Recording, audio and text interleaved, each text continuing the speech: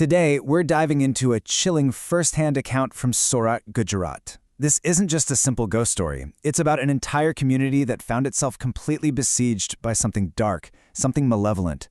It's the story of how a neighborhood was, well, basically hijacked by its own hidden history. Just listen to this. This is a quote from the man who documented everything, a man named Vishnu. And get this, he's an active soldier in the Indian Army.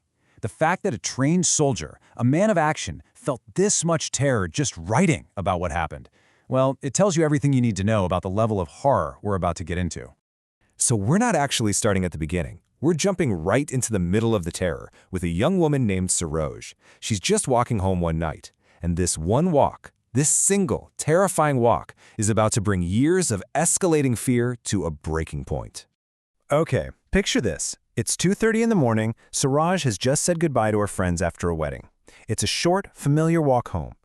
But as soon as she turns into that quiet, deserted lane, she gets that feeling. You know the one. That primal, chilling sense that someone is right behind her.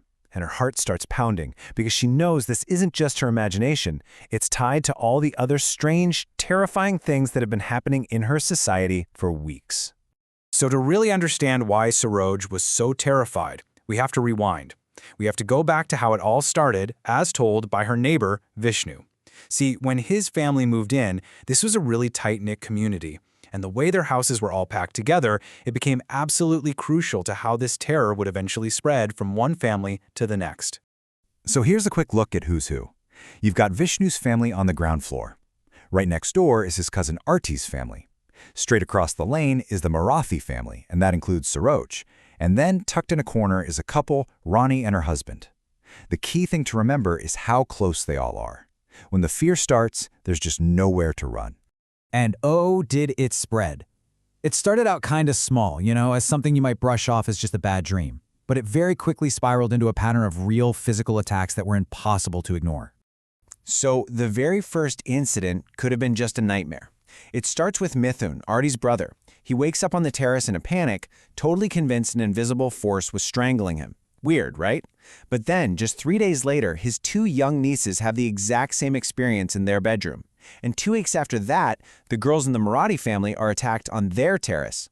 Okay, this is not a coincidence anymore. It's like a virus of fear.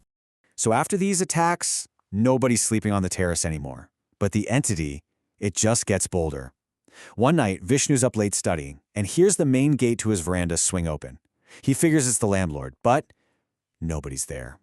He tries to shut it and feels this immense pressure holding it open. The next night, it happens again, only this time, Vishnu knows for a fact that he locked that gate himself just hours before. And then, it gets inside. The barrier between outside and inside is just gone. One night, Vishnu's sister goes to her room and just lets out this blood-curdling scream. The whole family rushes in, and she tells them she saw a man in the corner of her room, clinging high up on the wall, just staring at her, like a spider. The threat wasn't in the lane anymore. It was in the house with them. And soon there was no doubt this was happening to everyone. A neighbor, Ronnie, gets up for some water in the middle of the night and finds a woman in a red sari just standing in her kitchen, silently, facing the wall. Ronnie runs out screaming. Now they know. They are dealing with more than one entity, and they have to do something. Right, so the community decides to fight back. I mean, you can't live like this. They seek outside help, bringing in someone they really hope can finally face this thing that has completely taken over their lives. Vishnu's family makes a call. They've got a relative who's actually training to be an exorcist. This plan seems solid, He'll come down, check things out for a couple of days to see what they're really dealing with, and then he'll bring in his teacher, a really powerful guru named Ravikant, to cleanse the whole place. It was a plan, and for the first time in a long time, it gave them a little bit of hope. That hope did not last long. On the very first night of his investigation, the relative is up on the roof, and he spots her, the woman in the red sari, down in the alley. He hides to watch her, and then, right before his eyes, she just levitates 3 stories straight up in the air to stare right at him. In that moment, he knows. He is completely, totally out of his depth. This is a level of power he cannot handle. So the relative leaves. He heads to a town called Kim, about 40 kilometers away, to get his guru, Ravikant. That night, they're in a hotel room, and there's a knock on the door. A woman's voice says Ravikant sent her. But here's the thing, they never told Ravikant which hotel they were staying at. This just shows you how intelligent this thing is. It had followed them. Peeking through the window, they see the woman has these grotesquely twisted legs. It was trying to trick them. They slam the phone to their ear and call Ravikant, who tells them, his voice filled with panic, "Do not open that door. No matter what, I haven't sent anyone. Don't even talk to it or it will get control over you." The message was crystal clear. They were being actively hunted. The very next day, as Ravikant was on his way to finally confront this evil, he was killed in a freak truck accident. The one person who might have been able to stop this was just gone. The entity had shown it could be lethal, and now the residents were completely and utterly hopeless. With all their hope for rescue just crushed, the haunting now starts to take its most terrible toll. This isn't about spooky encounters anymore. This is about the real, permanent, and tragic damage these events inflicted on people's lives. A little boy named Golu, only 6 years old, wanders out of his house one night. And there she is, the woman in the red sari. But when he tells his family about it later, he says something truly horrifying. He says she had no eyes. She tried to convince him to come with her. The encounter broke something inside him. For years, he was just disconnected, repeating over and over, "I want to go with that auntie." And this brings us right back to where we started, with Suraj. After that terrifying walk home, she was never the same girl. She came back from the hospital, but it wasn't really her. She was empty, quiet. Her personality was just gone, replaced by this chilling, constant request. "You guys aren't mine. She's mine, and I want to go with her." Seeing what happened to Saroj, that was the final straw. It was the point of no return. Vishnu told his family they were leaving now. They and Artie's family packed up and just fled the homes they'd lived in for years.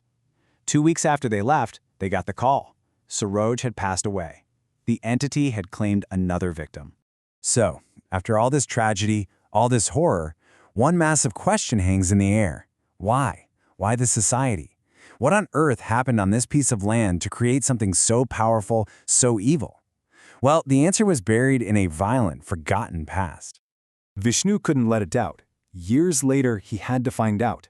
He tracked down an old priest who had lived in that area long before this society was ever built.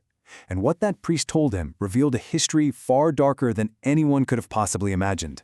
You see, before 2002, this land was home to a peaceful mixed community of Hindus and Muslims. But during the Gujarat riots, unimaginable violence broke out right there. A newly married couple was targeted. The husband was killed, his wife was brutally attacked and then burned alive. The priest explained that it isn't one ghost haunting the society. It's the tormented souls of everyone who was massacred on that land. Their pain, their trauma, and their rage are forever fused to that place. And that's where Vishnu's story ends. But the haunting doesn't. He reports that even today, that society remains a place of intense negative energy. After 2 powerful spiritual masters died trying to intervene, no other priest, no other exorcist will even set foot in the area. It's been abandoned to its ghosts. And that leaves us with one final, chilling question to think about. What unseen histories, what forgotten tragedies might be lingering right under the places we call home?